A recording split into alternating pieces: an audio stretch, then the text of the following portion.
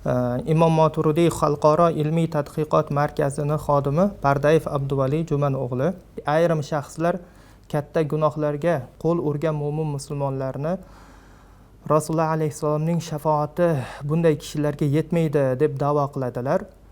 Bu da'vo qanchalik asosli? Bismillahirrohmanirrohim. Avvalo shafoatning lug'aviy va istilohiy ma'nolariga to'xtalib o'tadigan bo'lsak, shafoat so'zi ikki xil, lug'at jihatidan ikki xil ma'noda qo'llaniladi. Ulamolar shafoat so'zini shuf'atun o'zigidan olingan ma'noda deyishgan, ya'ni juft qilish, birlashtirish ma'nosida. Boshqa ayrim ulamolar esa shafoat so'zini ayni shafaatun fe'lidan olingan, asosdan olingan deyishgan. Bu ma'noda birov uchun o'rtaga tushish, bir kishini foydasiga yordamlashish ma'nosida deyishgan.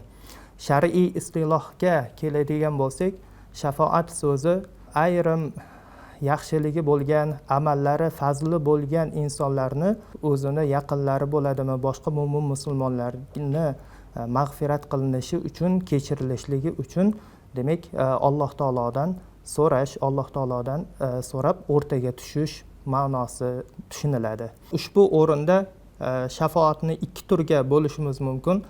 Rasululloh alayhissalomga xos bo'lgan, ya'ni Rasululloh alayhissalomga berilgan shafoat turi, ikkinchisi esa u zotdan boshqa musulmonlarga, nabiylarga berilgan shafoat turi.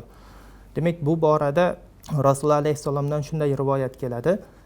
Rasululloh sollallohu alayhi vasallam qiyomat kunida avvalo shafoat huquqi menga beriladi, undan keyin boshqa nabiylarga va solih insonlarga beriladi deb aytgan. Shafoatning mavjudligiga Qur'oni Karimdan dalil keltiradigan bo'lsak, Alloh taolo Isro surasining 79-oyatida shunday marhamat qiladi. Shoyatki Robbingiz sizni maqtovli maqomda qoyim qilsa. Mufassirlar ushbu oyatdagi maqtovli maqomni aynan Rasululloh alayhissalomga berilgan shafoat qilishlik huquqida, maqomida qoyim qilsa deb tafsir qilganlar. Rasululloh alayhissalomdan boshqalar uchun, boshqa payg'ambarlarga ham va ummat ichidagi xayr, yaxshilik egasi bo'lgan insonlarga ham, mo'min musulmonlarga shafoat qilish huquqi beriladi. Bular qatorida biz sanab o'tishimiz mumkin bo'ladi. Yosh bolalarning ota-onalari uchun, erta yosh holida vafot etgan bolalarning o'z ota-onalarini shafoat qilishligi, mo'minlarni bir-birlariga shafoat qilishligini misol tariqasida keltirishimiz mumkin. Mo'minlarni bir-biriga shafoat qilish ko'rinishi ayni o'sha janoza namozida ham ko'rinishi mumkin.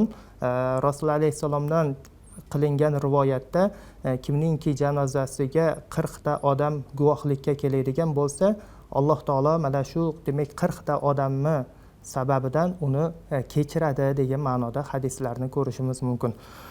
Bundan tashqari Qur'oni Karimni o'quvchi qoriga Qur'oni Karimning ham shafoat qilishligini ham misol keltirishimiz mumkin.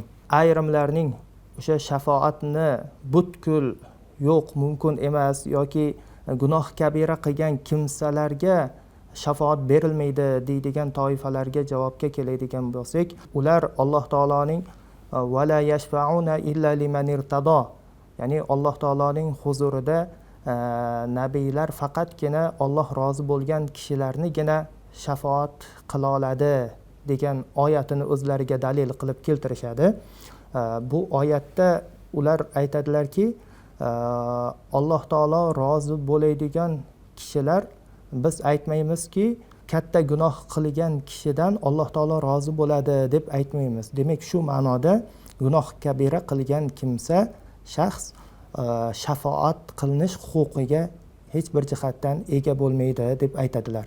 Lekin bu oyatning tafsirida mashhur mufassir sahobiylardan bo'lmish Abdulloh ibn Abbos roziyallohu anhu aytadiki, ayni mana shu oyatni o'zida gunohi kabira qilgan mo'min musulmonlar uchun shafoat qilish huquqi borligiga ishora bor deydi. Alloh taolo rozi bo'ladigan kishilar deyilganda odatda gunoh kabira qilgan kishilar ham, garchi ularda alloh taologa iymon topiladigan bo'lsa, alloh taoloni yagona deb biladigan bo'lsa va rasul alayhissalomni so'nggi payg'ambar deb biladigan bo'lsa, albatta u shafoat qilinish huquqiga ega bo'ladi. Va undan boshqa gunohlar esa, ya'ni la ilaha illalloh deb musulmon keltirishdan boshqa ishlar esa bu alohida masala hisoblanadi deb aytadilar. Demak, bundan xulosa qiladigan bo'lsak, alloh taoloning shafoati ayrim xos kishilar, xususan nabiylar uchun berilishligi mutavotir hadislar va Qur'oni Karim oyati bilan sobit bo'lgan. Buni inkor qilish insonni demak iymondan chiqarib qo'yishiga sabab bo'ladigan amallardan bo'lishi mumkin. Bu xususda bizning Sofi Alloyor bobomiz o'zini baytlarida shunday keltiradi: Xudo izin aylasa ro'zi qiyomat, suyuklik bandasi aylar shafoat. Ilohiy lutf qil hasratli soat, Habibingdin nasib etkil shafoat deb keltiradilar.